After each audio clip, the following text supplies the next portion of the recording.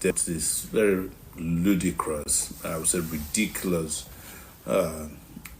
letter to us. It was riddled with errors. They accused me of forgery and inciting disturbance, with the inciting, wrongly spelled. So it was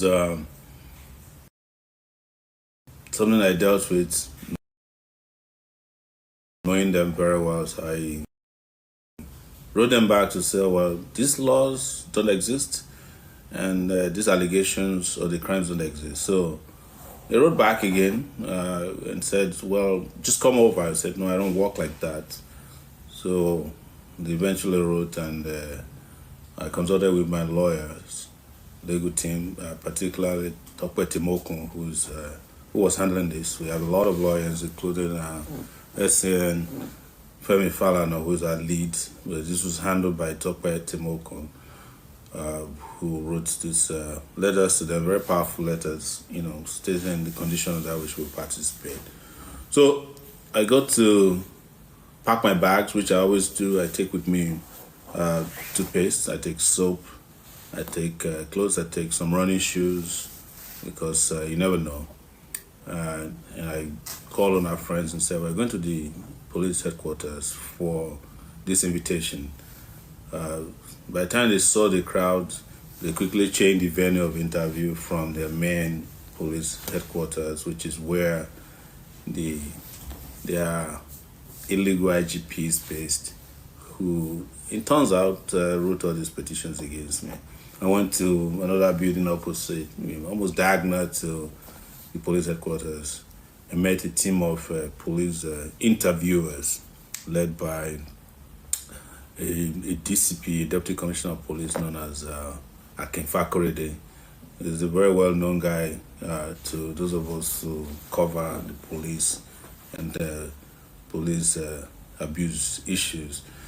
So it didn't take up to 2 minutes before the fight started. So he said, I said to him, please, can you provide me the petitions? He quickly said, well, I hope your lawyers told you that I'm not going to accept your nonsense or rubbish you bring here today. And I said, oh, is that what we're about today? So I quickly rolled up my sleeves and my pants, trousers, and we started digging it out. Anyways, much was not achieved. So he went and said, you have to tell us that you are willing to. I said, okay, let me see the petition. So he sent me the first petition, written by the IG, that from the office of the IG, that some documents were forged. Particularly, they said it was a police wireless message that was forged, because I wrote panic on it and posted it. I said, okay. And there was a second one that was written by a female police officer who is the PSO3 to the IGP, the Inspector General of Police, who Sahara reporters has been reporting about her dalliances with the IGP in a very, very terrible promotion scandal in Nigeria police.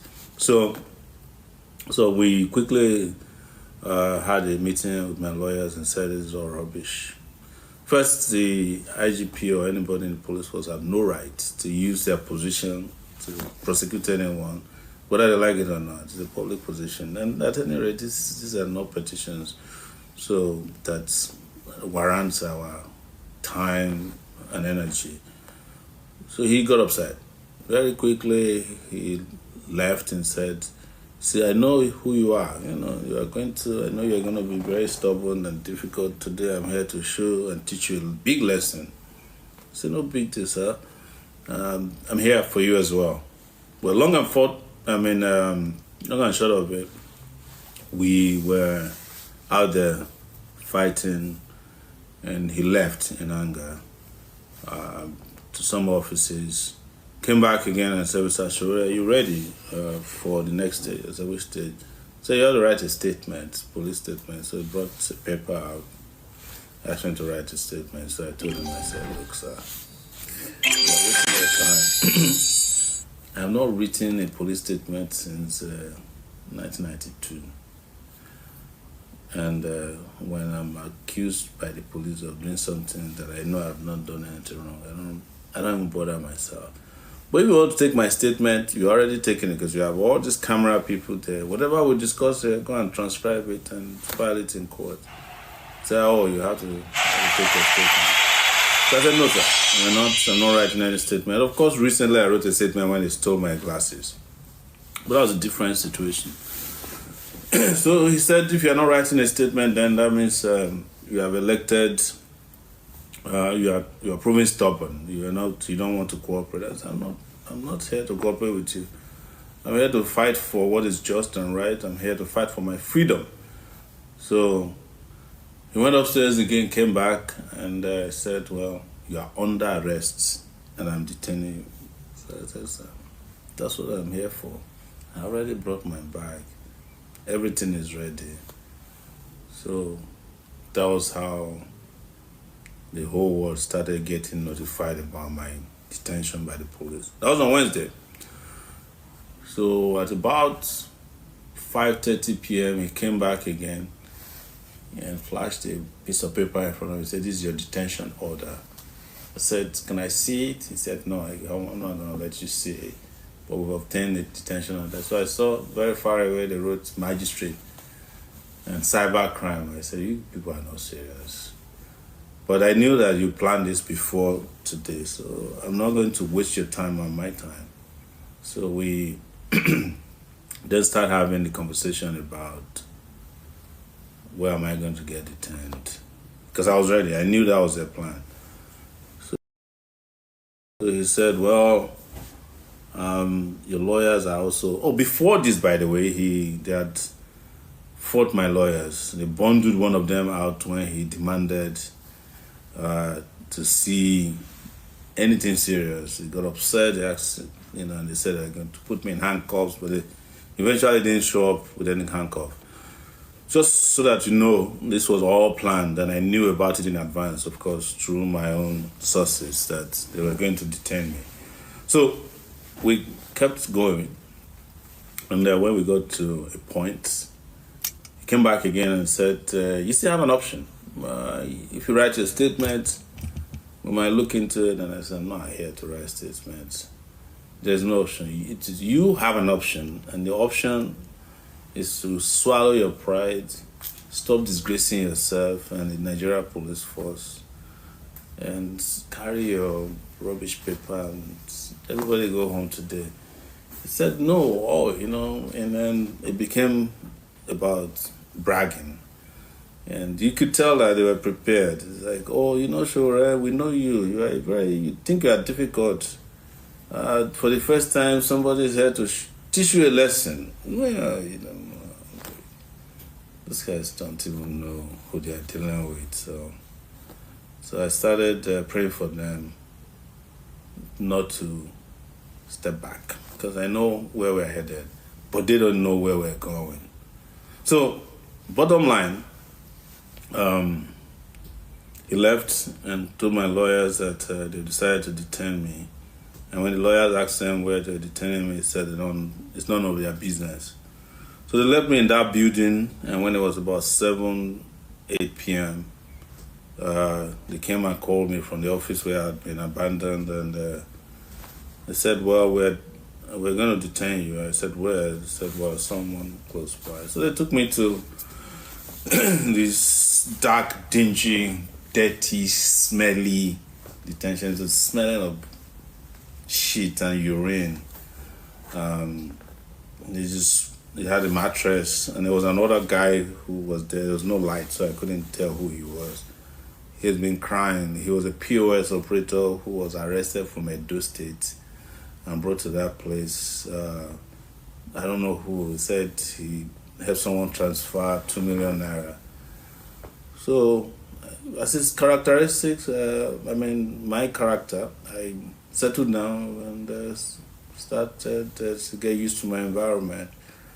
So but I told them I need a mosquito net, so they did allow me to get one. When it arrived, I had nowhere to put it because there was a high cell, and then but I was gagging on the odor, so I asked them if I could buy Dettol. They let me buy it, so I just poured Dettol in the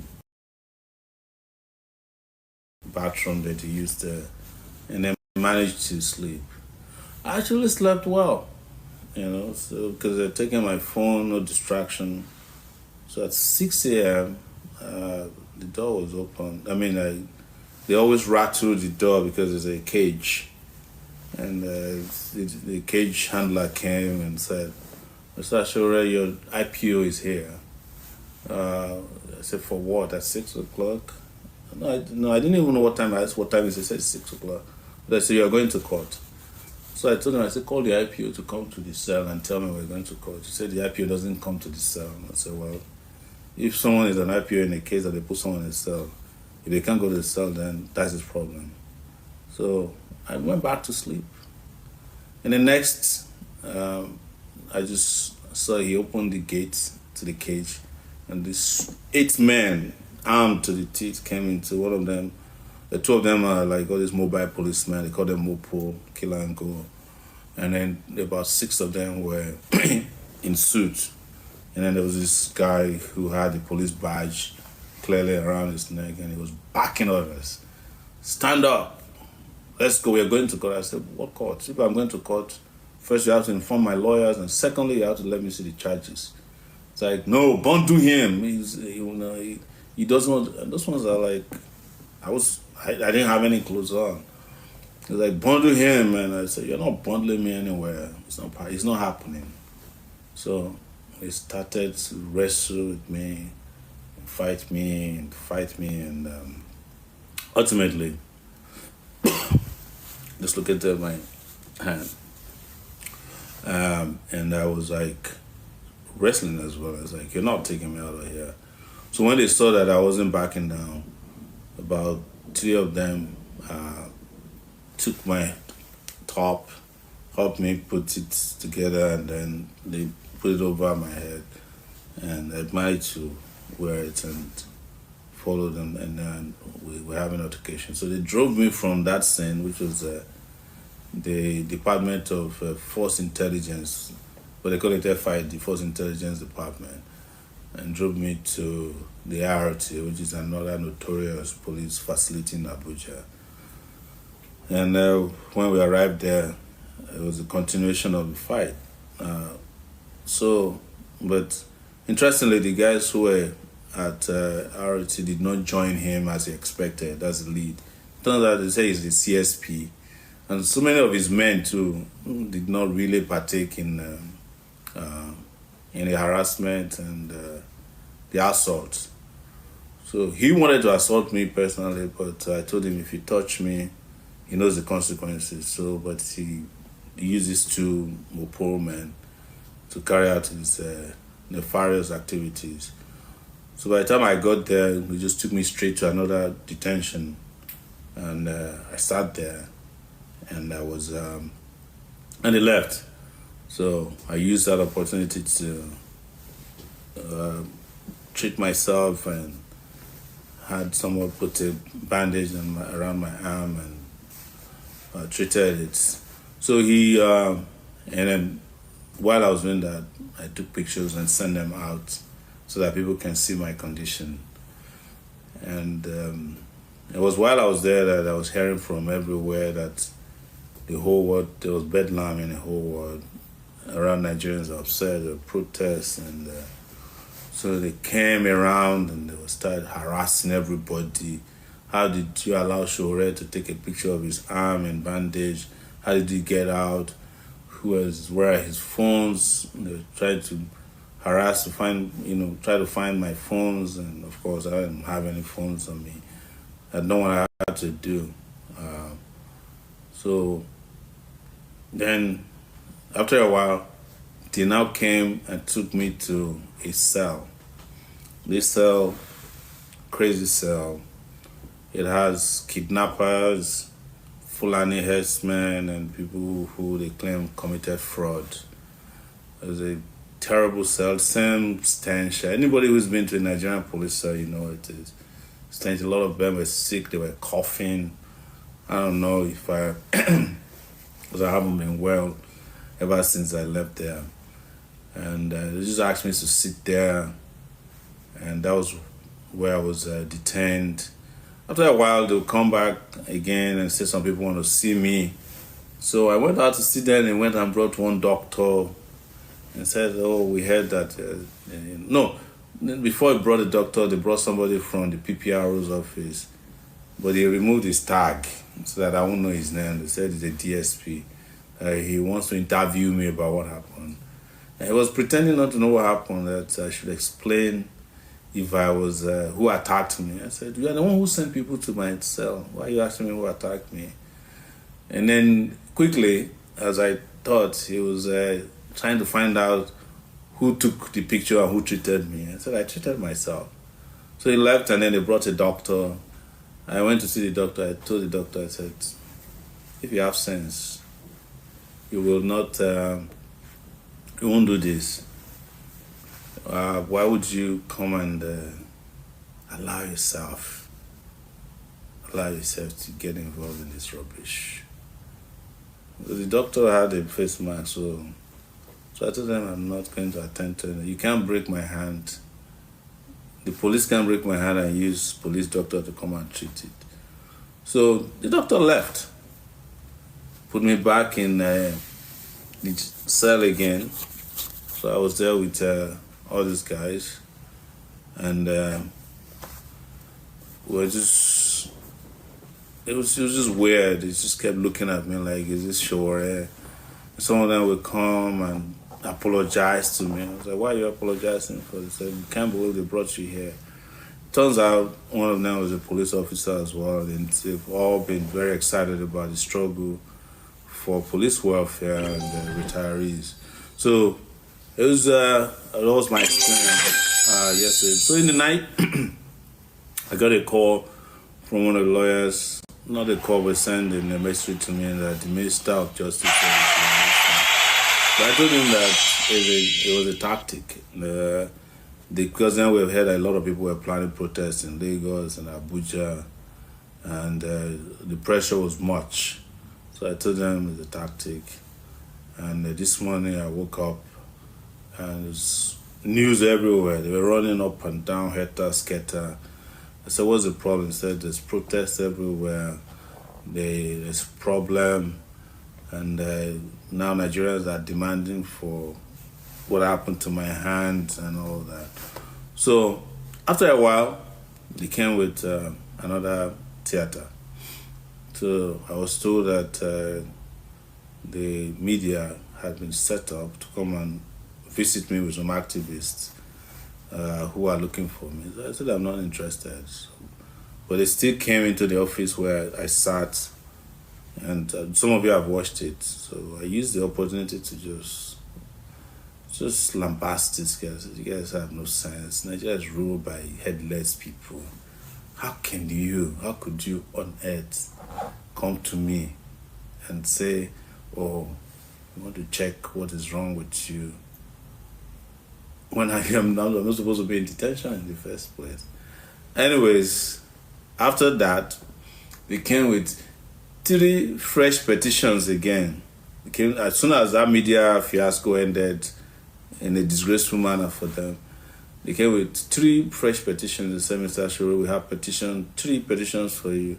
Would you like to read them and respond to them? I said, are you people foolish? Are you stupid? You're supposed to be police officers. So you brought 2 petitions. You are dealing with, you can't handle it. You go and bring 3 again. I said, would you please get out of my face with your petition? So they packed their petition, and those ones were written by, I didn't even look at them, but it was some lawyers. Maybe they went, as they discovered that the initial 2 petitions from the IG's office and that PSO3 won't hold water. So they must have gone to hire some lawyers to write fresh petitions against him. I don't even, it didn't bother me. So when that ended, that charade ended, I got another call that the interrogator, the initial interrogator, Akin Fakorede, would like to see me. And this time around, I brought camera people, so they want to interview me on camera, and they can transcribe. I said, that's fine, because any opportunity I have to lecture these people, I don't miss it. I'm their teacher. And I'm the kind of experience they need, which is their best teacher. So let's go. So we got there. He did the unthinkable. He brought out a detention order from a magistrate and said, we have an order to detain you for between now and August 19. Oh, I said, that's interesting. I said, that's beautiful. So so he gave me a copy. I think that's the same thing he showed me before. At the point I was almost tempted to tear it up. I was like, it doesn't have any value. So it was my lawyer, Marshal Abubakar, and A.K. Musa at this point. So we looked at each other and laughed. So I said to him, is that your other? It was the crime. It's a cyber crime. He said, you know already that magistrate courts don't have jurisdiction to try cyber crime. So why did you go out obtain detention order from them? I said, well, it's a court order, it's valid. We are detaining you. I said, that's fine. So we start digging it out again. And then he brought out another one. Charges. So we have filed charges against you at the Federal High Court. I said, you have a date? He said, no. I said, so you know that this is a federal case. So does it make sense that you went and obtained this Jankara 10 from somewhere in your head? You brought it and anyways, we were excited about it because we knew that we'll have the weekend to plan a major onslaught and oppression in our country. And we're just looking forward to it. And then the anticlimax happened. He looked around and said, one of our lawyers said, well, since you have filed charges and Mr. Sowore is not running away, you know it. You guys have seized his passport, he didn't run away. You have broken his hand, he's undaunted. You have to let him go until you get a date for the charges. And he said, yes, okay, we're granting bail. Lo and behold, that was it. So I would reserve every other conversation that happened till another day. But it was really an anticlimax. So he granted bail and they processed it. I was not interested in any bail. I told him I didn't offend anybody. But my younger brother was around and said, it's a formality. So I can't sign it. And that's how I got out. But I didn't just get out because they wanted me to get out. I got out because all of you worked very hard, relentlessly, and I decided to have this broadcast tonight to just appreciate all of you. All of you. It's very difficult to have a list of people to appreciate on a day like this. Very difficult. You end up mentioning one person and the other person, you didn't know how much they did. But I want to appreciate everyone, especially those first and foremost in the legal team. They did fantastic. I mean, it is unbelievable amount of legal firework that got us here. And in that regard, I always give it to Femi Falana, SAN, who is our lead, Temitope Temokun, who couldn't make it, and I'm sure he feels very bad about the fact that he's not on ground. Marshal Abubakar was actually the one who was physically removed from the interrogation room. A.K. Musa, Rosemary Hamza, the other barrister Hamza as well, who visited in detention, Barrister Oketa, Alexander Oketa, all of them every day worked very hard. And some of the ones that I didn't get to know or see who were filing cases, Barrister Deji Adeyanju, of course, provided everything he could. You know him. He was doing the tweeting, he was helping with legal drafting. trying to get, because we eventually did file a fundamental rights enforcement lawsuit against them. But you know how it is. We couldn't get a date before they released me today. But we'll pursue that still, because it's a matter of rights that these guys don't get away with violating our rights. So in the next set of people that I can't stop appreciating are all those great revolutionaries of our ilk who were out every day protesting against the Nigerian government, protesting in front of the Nigeria police force. Some of them were even injured in Abuja. I think police tear gassed them today. The protesters in Lagos, the protesters in Ibadan, and several other jurisdictions across the country. And I want to use that opportunity to let you now understand, for those of you who are still in doubt, that we can make this thing happen. The revolution that I've been telling you about can happen. And it can happen from anywhere. For those of you who are abroad, you can make a revolution happen whether you are here or not. For those of you who are at home, you can make it happen. In fact, if you're abroad and you want to make a revolution happen, you can come to Nigeria, just as I have done. There's no big deal abroad. If you have this country working, you'll be sending money to people abroad if Nigeria is working. But the reverse is the case. And there's nothing wrong with traveling abroad, but it should not be a career that you travel abroad, and that's all. So, and one of the things I told the policemen, a lot of them that I met, including even the one that broke my hand, is that, see, you are all set up to work against your own interests. Look, we just fought for retired policemen and serving policemen recently, and you are the ones they are using. If you want to break somebody's arm, you know your oppressors. Go and twist their hands. But that's where a lot of education and conscientization still needs to happen. But I'm very glad that I can report today that we're getting there. You know, unbelievable. I saw policemen who were cursing their bosses out in front of them while I was in detention at the IRT. They were speaking freely and openly, and they said, anything you people want to do to us, can't treat Sowore like this. That tells us that imminent revolution is building momentum through solidarity. And that's why we fought for police the other time. And we can all end the unjust and fair and oppressive system, all by just sheer courage, raw courage. And that's what I've always said to people. That's why I apply courage instead of caution in dealing with oppression. So it is very, very important that I also thank several other persons, politicians. I want to use today to forgive some of my political friends that I always criticize, because I saw that they all came out. People like Abubakar Atiku, I saw he issued a statement. Please, this is not a sign that tomorrow I won't be after them. I'm just thanking them based on what they did, which I think was good. I saw that Peter Obi issued a statement.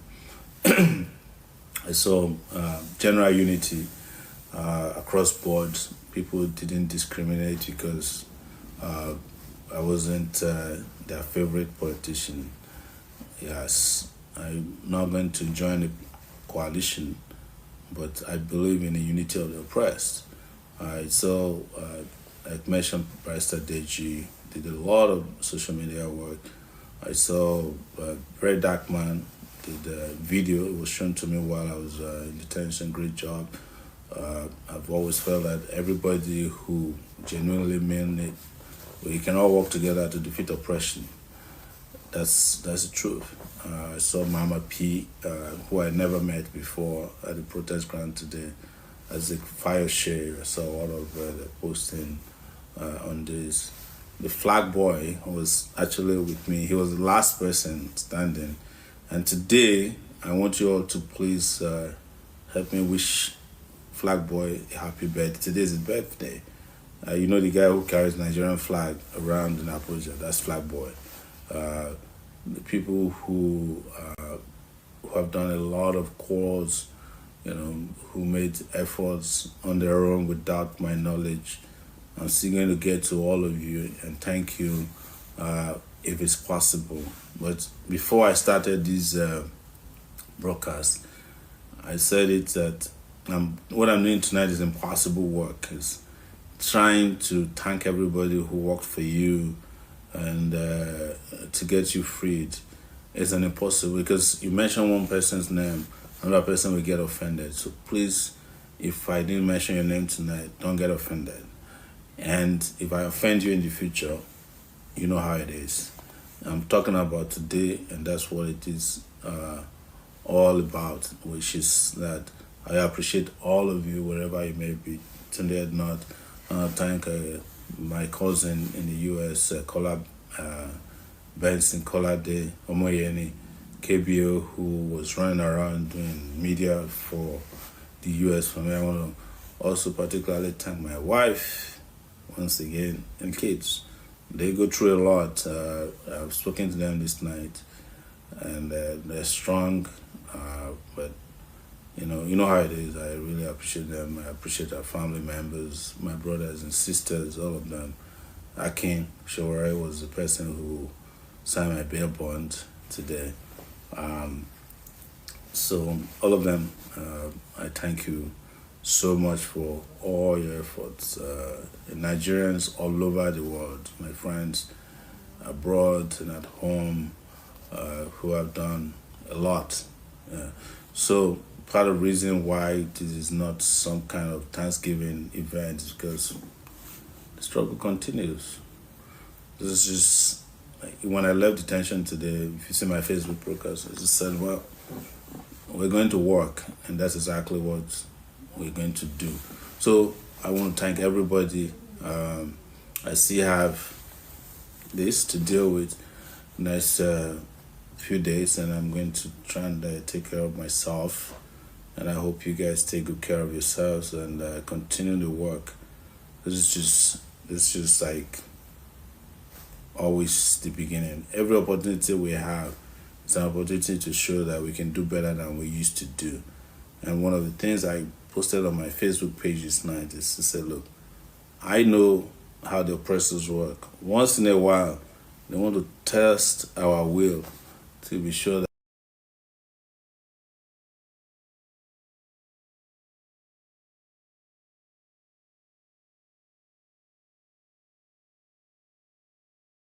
to be sure that